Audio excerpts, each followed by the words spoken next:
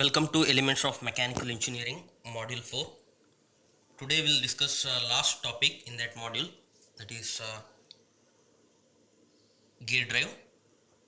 So we have already discussed three important topics we covered already. That is one of the topic is engineering materials. Second one is joining process, and third one is belt drives. And again fourth one we are going to study, that is gear drive. So gear drive is nothing but once again one of the power drive, so it's nothing but mechanical drives, so that can be used to transmit power from one shaft to another shaft, or we can say that from a driver to a driven shaft. The function is similar. So coming to the gear drives, we have to study different types of gears, because we have studied already belt drives. In that we have seen different types of belts, such as flat belt or V belt or timing belt. And similar to uh, that, in gear drives also we have to study some of the important gears. So gear is the mechanical element or mechanical member, so that plays very important role in order to transmit power effectively from one shaft to another shaft, based on type of its teeth, as well as how it will transmit the power from one shaft to another shaft. So whether the two shafts are parallel or non-parallel, based on this condition. So gears are classified into uh, following important types, that is first one is spur gear, second one helical gear, third one bevel gear, fourth one worm gear. Along with that, one more type of gear, that is a rack and pinion. So we need to study all the different types of gears and its characteristics.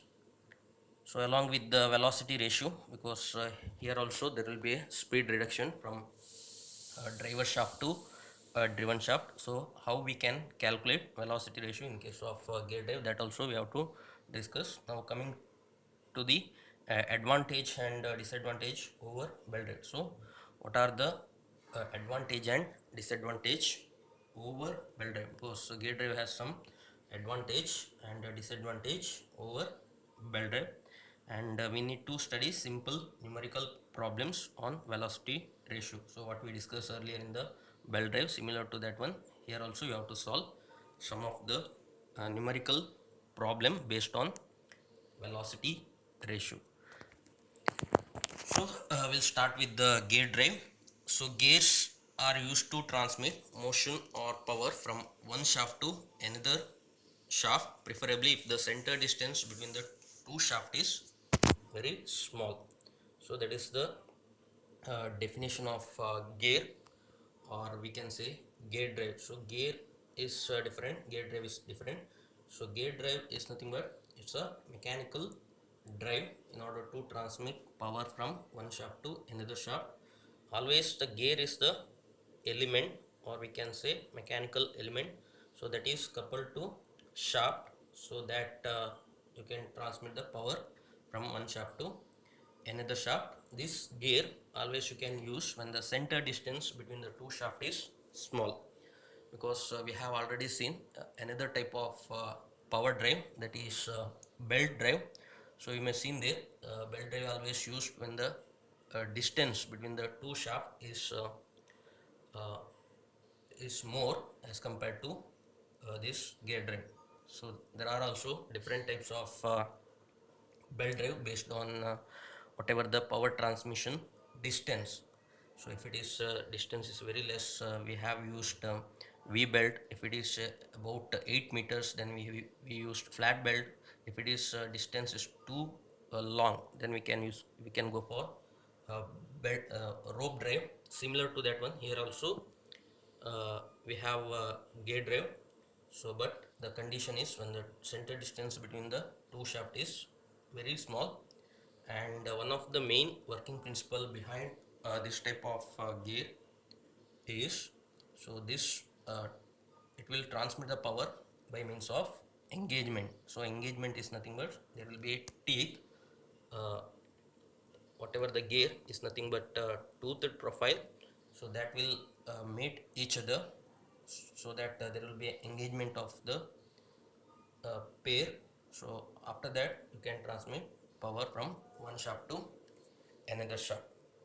But in case of belt drive, whatever the power transmission, so that can be done with the help of friction, the friction between the belt and pulleys. But the whatever the working principle is entirely different. Here the mechanical drives that transmit power by means of engagement. The selection of proper mechanical drive, so such as gear drive, so that depends upon important factors. So what we discussed in the earlier in the belt drive, similar to that one, one of the important factor is center distance. We should know what is the center distance between the two shaft. If the distance very small, then only you can go for this type of power drive. Similarly, you should know what is the velocity ratio. It means that what is the speed of rotation of driver, as well as what is the speed of driven. So input to output, how the speed should be reduced, that factor also you should know for a given application. Then maintenance consideration, so whether what are the maintenance is needed, because here maintenance is one of the important factor, because there will be always teeth that will mesh each other. So because of this wear and tear takes place, we have to provide proper lubrication, so in order to uh, carry away the whatever the heat that may be generated between the tooth in contact.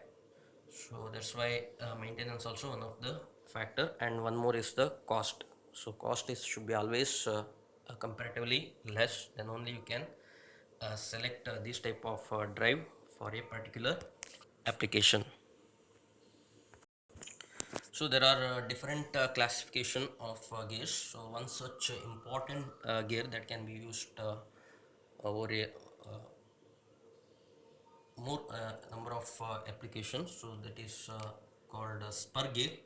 A spur gear is cylindrical in shape with the teeth on the outer circumference that are straight and parallel to the axis. You can see here, so whatever the teeth cut, so that is parallel to the axis of the shaft, the axis of the shaft, as well as whatever the teeth that cut on this circumference of the cylinder, so that is always parallel. So such type of gear we call it as spur gear. So you can see here the distance between the center of this is act as a driver, and one more is driven. So distance between these two, that is from the center of the driver to center of the driven, is nothing but center distance. So you can see here in belt drive, so there will be always flexible element between the driver and driven, but there is no such flexible element. So that's why we call it as this type of drive as rigid drive. So rigid drive, why? Because there will be a direct contact between the driver and driven. But in case of belt drive, so there will be a driver and there will be a driven, but in between driver and driven there will be a flexible element such as belt in case of belt drive, or in case of rope drive there is a rope. And similarly one more drive is there, that is chain drive. In such case there will be chain between the driver and driven. So here direct contacts, that's why it is called rigid uh, drive. So and whatever the center distance is very small, so then only we can use gear. So one such gear is spur gear. The spur gear is nothing but whatever uh, the teeth that are parallel to the axis, and whenever the shaft that is parallel to each other, then only you can go for this type of gear. This can be used only when the shaft are parallel to each other. The driver shaft and driven shaft should be parallel. So spur gear usually imposes radial load, the whatever the load, so that will be acting along the radius on the shaft. So that is the one of the characteristics of spur gear. second type of gear, that is helical gear. You can see here, this is called helical gear. So there will be a little difference between the previous one, that is spur gear and helical gear. So helical gear are cylindrical gear with the teeth that are cut at an angle to the axis of rotation of the gear wheel. So you can see here how the teeth will be here. So usually in helical gear, the gear teeth that are cut an angle with the axis of the shaft. If this is the axis of the shaft, so the teeth will cut at an angle, that small angle. So that angle we call it as helix angle. So that's why it is called helical gear.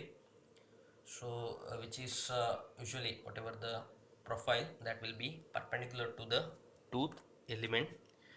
And one more thing you have to note down here, the right hand pinion. So there will be one driver, usually we call it as pinion, and there will be a left hand gear. So one is always the mating will takes place, right hand gear should mate with the left hand gear.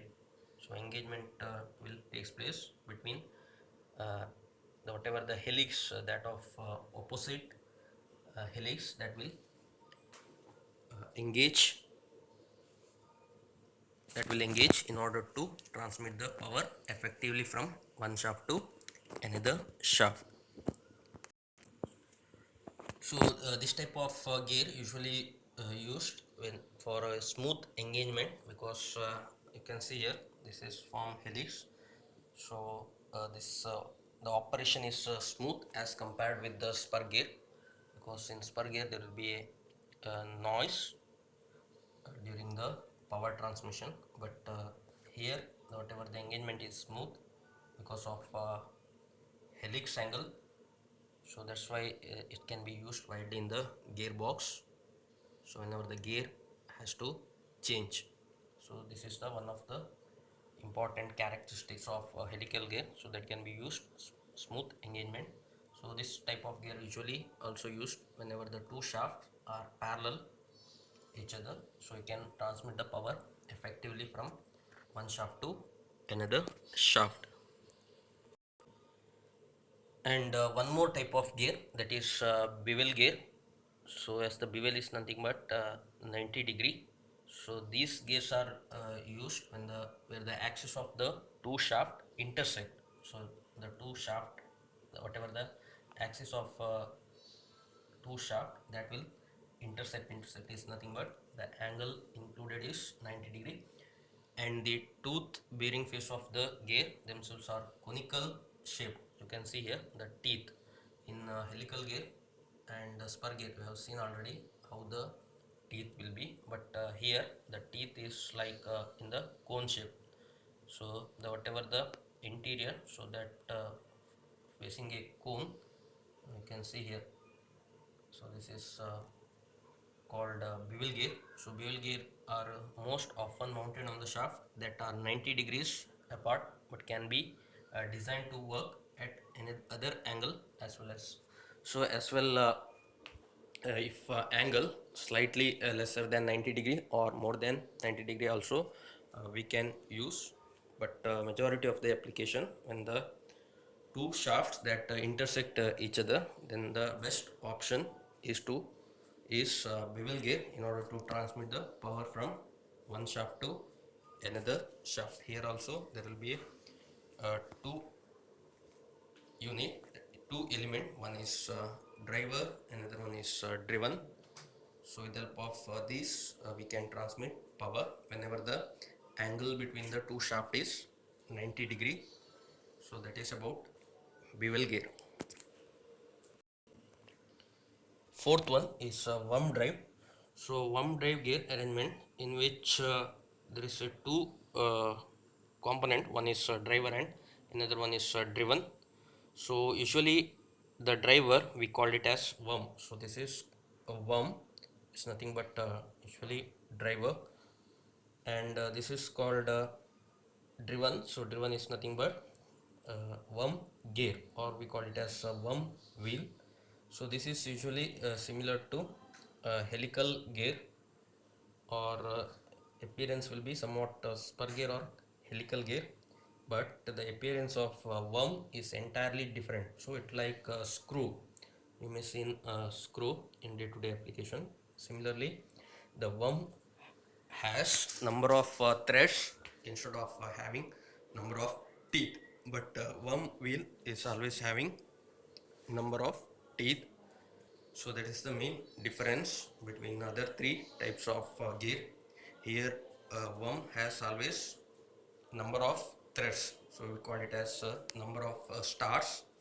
So if it is a single start means, so there will be a pitch between the two successive teeth. If it is a double start means whatever the movement, so that will be two times pitch. So that is about worm drive. And one of the important characteristics of worm gear, so that is high speed reduction. So compared with the other types of gear, the speed reduction is very high, so you can achieve more than 300 is to 1. So that much speed you can reduce effectively with the help of this type of gear, that is called worm gear. So worm gear always having two elements, that is called worm screw, or we call it as worm, and another is worm wheel, so we call it as worm gear. So that is about worm gear. So that can be used whenever the velocity ratio is very high, that is speed reduction is very high, then we have to go for worm gear. You can see here this is worm gear, and this is the gear, it is called worm gear, and this is one worm, because you have instead of a gear it is having number of teeth, number of threads instead of a number of teeth. So worm has always number of threads. So this type of gear usually used when the shaft, so it should not intersect each other, but whatever the shaft should be perpendicular to each other. So these two shafts are perpendicular to each other, that is a shaft of worm and a shaft of worm gear should be perpendicular to each other, then only we can use this type of gear. And also you can use when the high speed reduction you want, for a certain application you want high speed reduction, the speed should be reduced from higher rpm to lower rpm, then we have to go for this type of gear drive. So that is about worm drive. So another type of gear that we call it as rack and pinion. So in rack and pinion you can see here, so the one uh, member that is called pinion, so another member is called rack. So rack usually having whatever the infinite uh, diameter. So whatever we studied already, gear it like spur gear only, but having infinite diameter, so that it becomes straight. So instead of having a circular shape, the rack is having straight, the whatever that it may having teeth, but pinion is always having circular shape, having a tooth projection, you can see here. So pinion will rotate in one direction, but rack will not rotate. Instead of rotating, so the rack will reciprocate, or it will translate the motion. So that's why this type of pair, that is rack and pinion, that can be used whenever you want transmit the motion, uh, like this can be used whenever the motion that can be uh, convert from rotary to reciprocating, or reciprocating to rotary. So for such application, so we have to use rack and pinion mechanism. So that is about if a pinion, if it is rotate in this direction means, so rack will reciprocate. Similarly, if rack reciprocate, the pinion will rotate. So one type of motion is converted into another type of motion, so that can be done with the help of rack and pinion arrangement. So next topic is gear classification. So we have already seen four important types of gear, that is spur gear, helical gear, and spur gear, helical gear, bevel gear, and worm gear. Along with that, one more type of mechanism, that is rack and pinion arrangement. So along with that, we have to find out gear classification.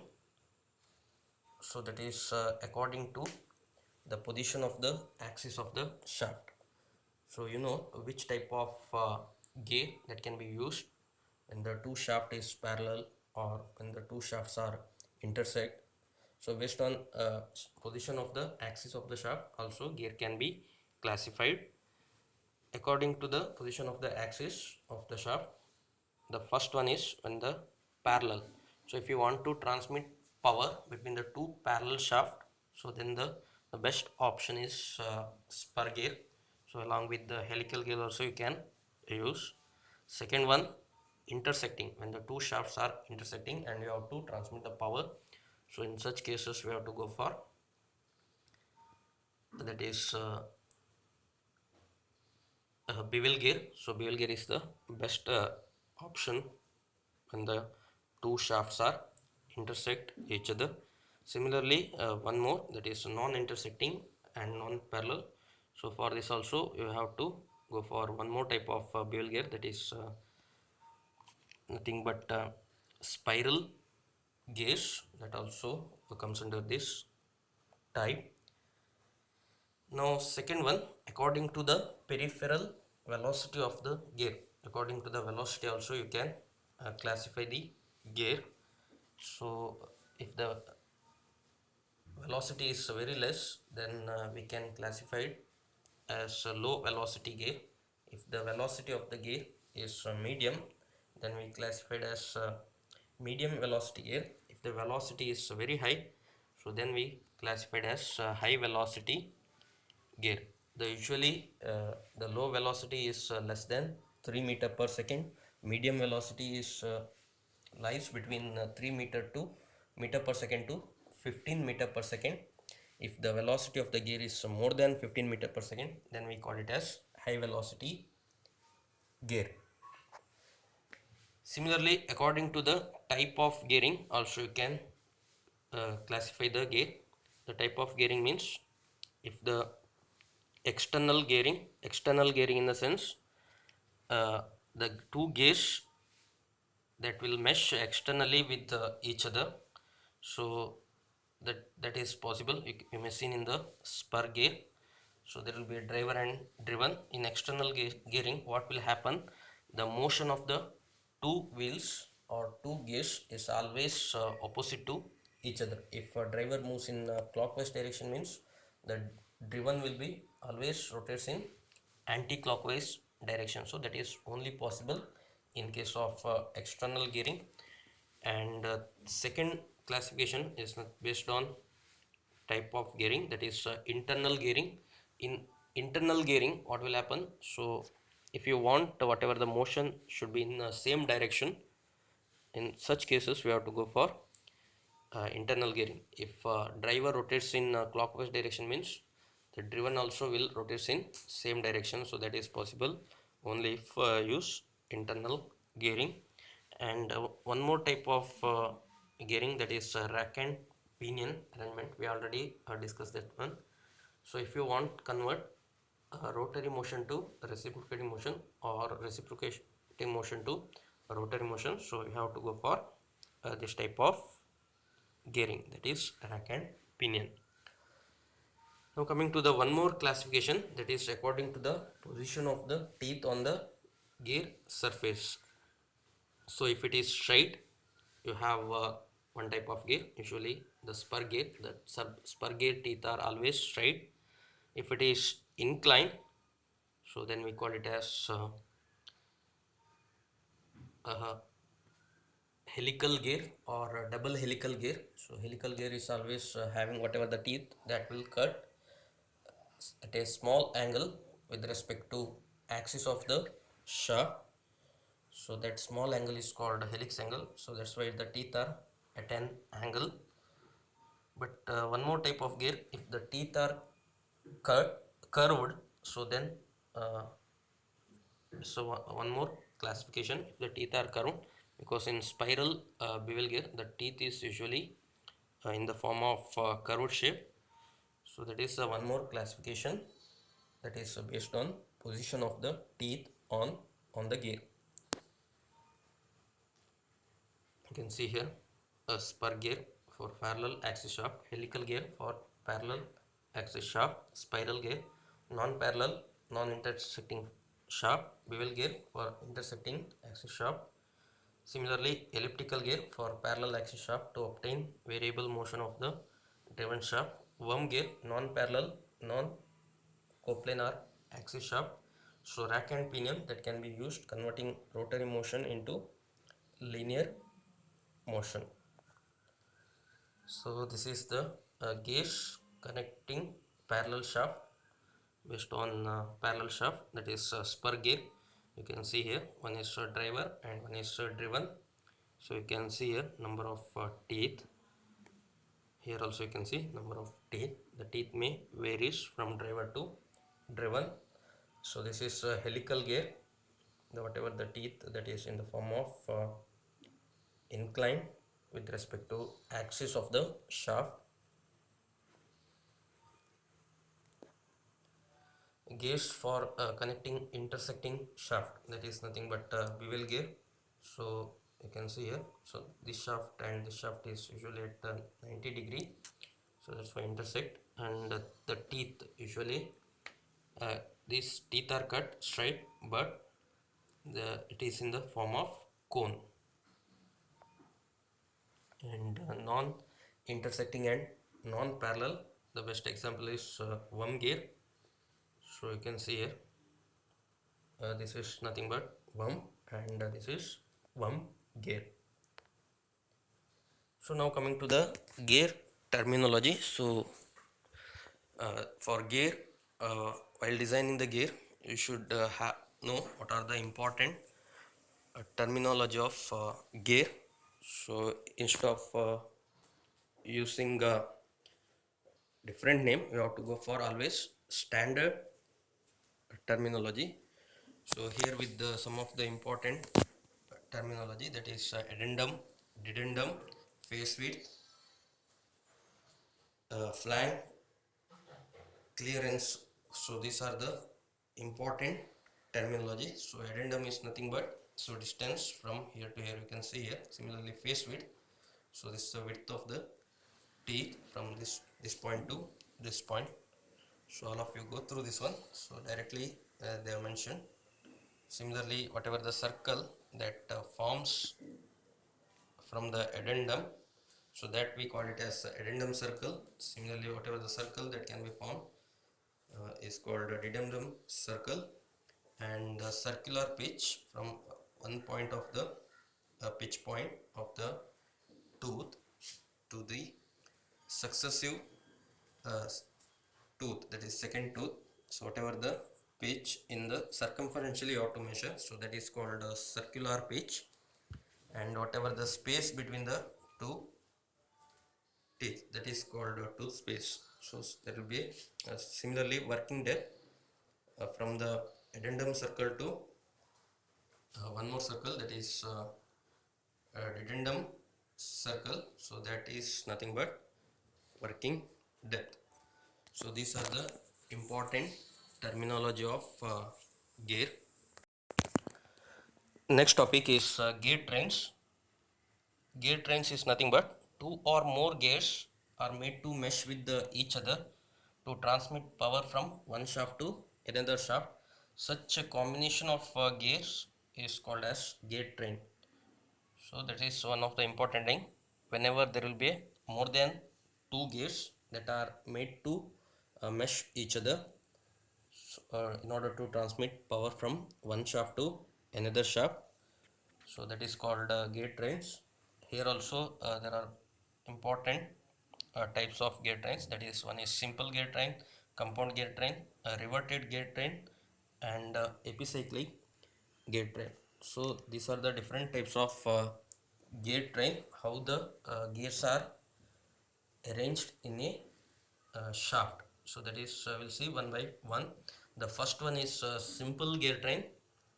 So in simple gear train, so there is always one gear on each shaft, because each shaft, so there may be a many shaft in a application, but the one shaft should contain only one gear. So that is called simple gear train, because in some of the shaft there may be a more number of gear. So it should not happen in case of simple gear. Simple gear is always having one gear on one shaft, so that is called simple gear. When the distance between the two shaft is small, two gears are used, that is one is driver and driven. But in some condition, because if the center distance is too large, so you have two options. So you can go with the a large diameter gear, or you can go with the intermediate gear, that also possible. So that is about simple gear train. Now what about compound gear train? That is second one, compound gear train. As the name implies, compound is more than one gear a shaft should contain. So it means that one shaft should have more than one gear. It means that if a shaft having more than one gear, then we call it as compound gear. Reverted gear train means the third one, that is when the axis of the first gear and the last gear are coaxial. So then the gear train we call it as reverted gear. In some of the gear train, the first gear axis should be coaxial with the last gear, so that is called riveted gear train. And coming to the one more type, that is epicyclic gear train. So here the axis of the shaft over which gears are mounted, so it may having a relative uh, motion with respect to the fixed axis. So such type of called epicyclic gear train. So this is from the exam point of view. So you have only two types of gear train, that is simple gear train and compound gear train. So you have to concentrate only on these two, because whatever the problems that will usually comes about this type of gear train, that is simple and compound gear train. Now coming to the velocity ratio. So velocity ratio is defined as the ratio of angular speed of driver gear to angular speed of driven gear. So I think you know this relation n1 by n2, but here is one more new term, because we have teeth here in gear, that's why t2 divided by t1, so that is equal to d2 by d1. So n1 is nothing but speed of rotation of driver, it should be in rpm. Similarly n2 is nothing but speed of rotation of driven, it should be in rpm. T is nothing but number of teeth, how many number of teeth are there on the gear. So T1 stands for number of teeth on a driver, T2 stands for number of teeth on driven gear. Similarly D1 is nothing but pitch circle diameter of driver gear, and D2 is nothing but diameter of driven gear. So that is about velocity ratio. Then one more concept, that is train value. Train value is nothing but a reciprocal of this velocity ratio, is nothing but 1 by velocity ratio is nothing but train value. Now what are the advantage of gear drives over belt drive?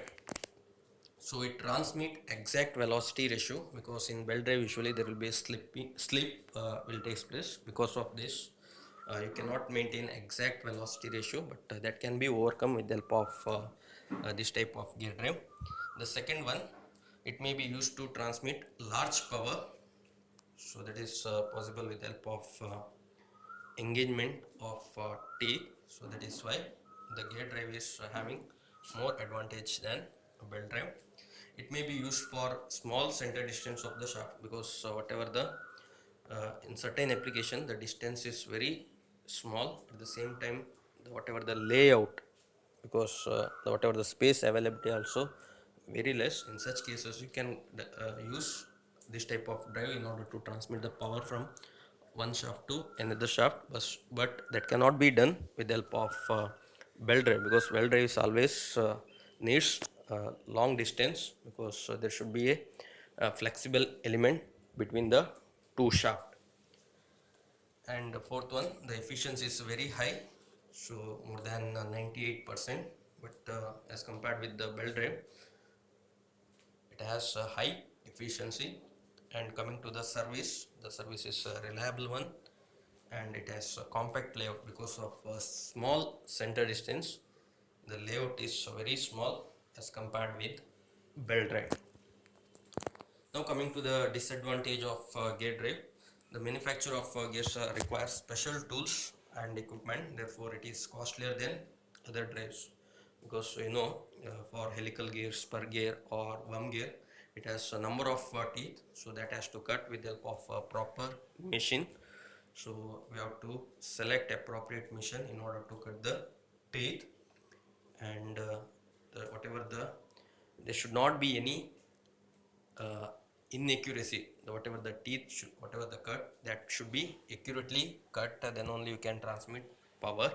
There should not be any space between the tooth uh, while mating. So all the teeth should be very uh, should be perfect, then only you can transmit power effectively. Second one, the error in the cutting teeth may cause vibration and noise during the operation. So that is one of the disadvantage, because if any error occurs during the teeth cut, so that leads to vibration as well as noise during the operation. So you have to take care of a precision cut of the gate, so that is also important thing. And coming to the third one, it requires a suitable lubricant and a reliable method of applying it for the proper operation of the gear disc.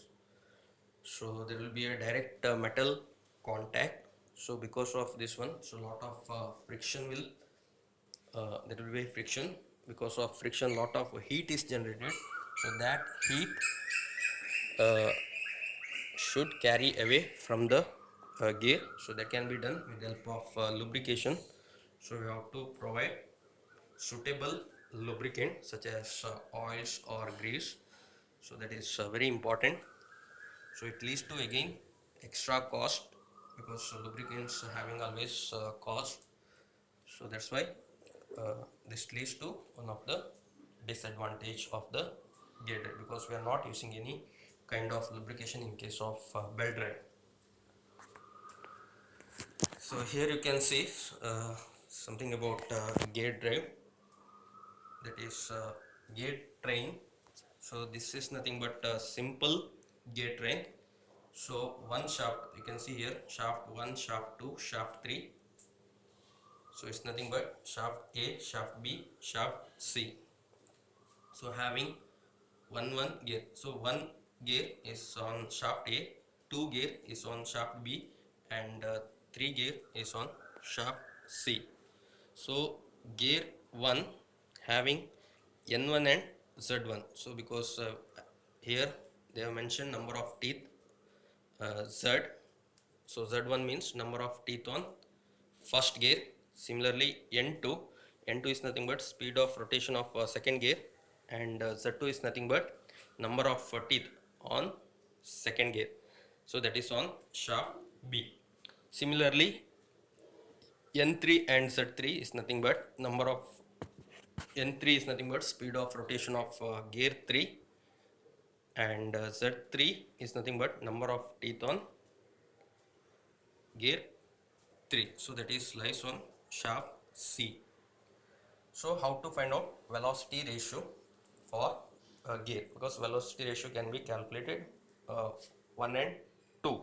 So for 1 and 2, the velocity ratio, so that is N1 by N2 is equal to Z2 divided by Z1. So Z2 is number of teeth on second gear, so that is on shaft B, and Z2 is nothing but number of teeth on gear 2. Z1 is nothing but number of teeth on gear 1.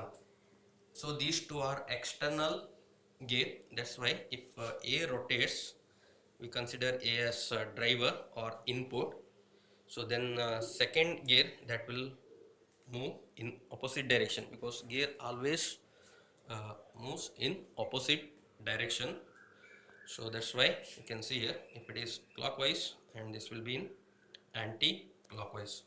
Similarly, we need to find out velocity ratio for gear 2 and 3, that is N2 divided by N3. So N2 is speed of rotation of second gear, N3 is speed of rotation of third gear. So that is equal to Z3 by Z2. Z3 is nothing but number of teeth on third gear, Z2 is nothing but number of teeth on second gear. So if you multiply 1 and 2, that is N1 by N2 is into N2 divided by N3. So that is Z2 divided by Zn into Z3 by Z2. So N2 N2 will cancel. Similarly Z2 Z2 will cancel. So you will get one more velocity ratio, that is N1 by N3 is equal to Z3 by Z1. So N1 is the input and N3 is the output, what we get at the shaft C, because you are going to transmit power from shaft A to shaft C. So the distance is somewhat more, so that's why you connected with the one more gear, that is with the help of one more shaft, that is shaft B. So but there is no effect in the velocity ratio of because there is no any intermediate term, that is you can't see here N2 and Z2 term, because whatever the velocity ratio, if you want to reduce the speed from shaft A to shaft C, so the effect of shaft B is negligible. So there is no any effect of shaft B. So that's why this gear act as a intermediate gear. We call it as idler gear. So you can see here, the velocity ratio is independent of number of intermediate gear used. Hence gear 2 is called an idler gear. So gear 3 is called driven gear, or we call it as follower. So one act as a driver and 3 act as a driven, but in intermediate gear, that is gear 2, so act as a idler gear. The direction of rotation of first and last gear in same if odd number of intermediate gear are used. If driver to driven, you can use any number of intermediate gear, but if you use odd number of gear, then whatever the direction will be same direction. You can see I have used here one intermediate gear, that is 2. You can see here the direction of first gear and direction of last gear is in same direction. So if I use two intermediate gear, that is one more intermediate gear here in between, then so whatever the direction, so that will be opposite direction, that is first gear and last gears are always opposite to each other. So train value can be calculated, that is reciprocal of velocity ratio. So velocity ratio is n1 by n3 equal to z3 by z1. The train value of this gate train is n3 divided by n1 is nothing but z1 divided by z3.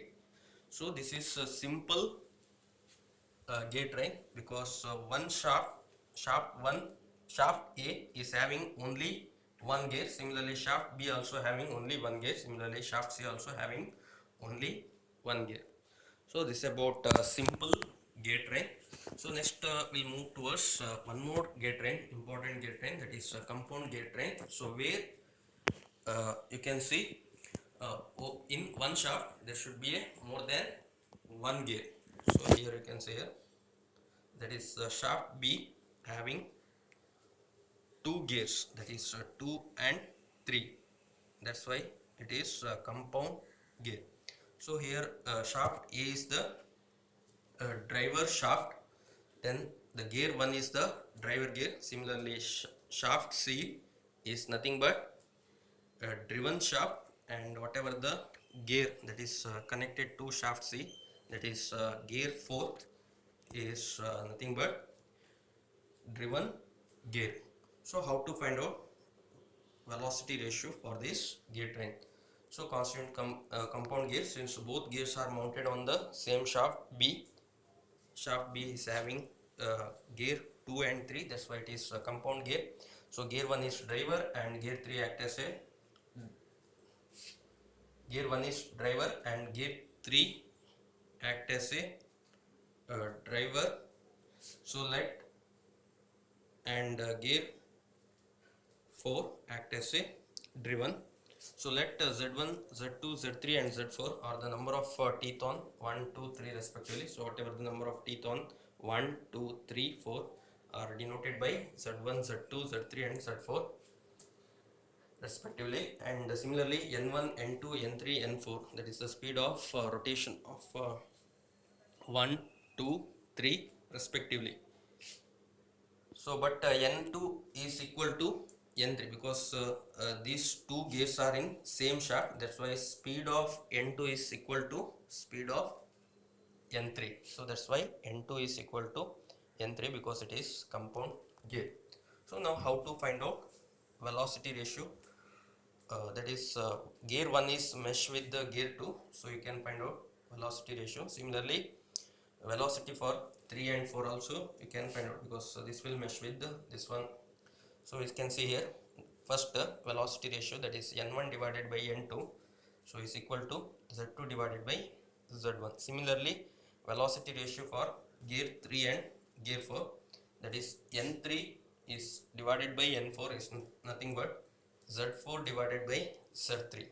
So now you multiply 1 and 2, n1 divided by n2 into n3 divided by n4 is equal to z2 divided by z1 into z4 divided by z3. So you know that n2 is equal to n3, so you substitute in place of n2 n3, so that n3 n3 will cancel. That's why you will get n1 divided by n4 is equal to z2 into z4 divided by z1 into z3. So this is the velocity ratio in case of compound gear. So don't think that only this many gears, compound gear may having any number of gears. So this is given here only 4 gears are there. So then whatever the layout may having more number of gears. So this is about gear train. I think you know about different types of gear. Then about advantage of gear drives over other types of drive, that is belt drive. Similarly disadvantage of gear drive, and you know about gear train. So mainly there are two important type of gear train. One is simple gear train, second one is compound gear train. And you know about velocity ratio as well as train value of the gear train. So next class we'll start with the problems on velocity ratio as well as simple as well as compound gear train. Thank you.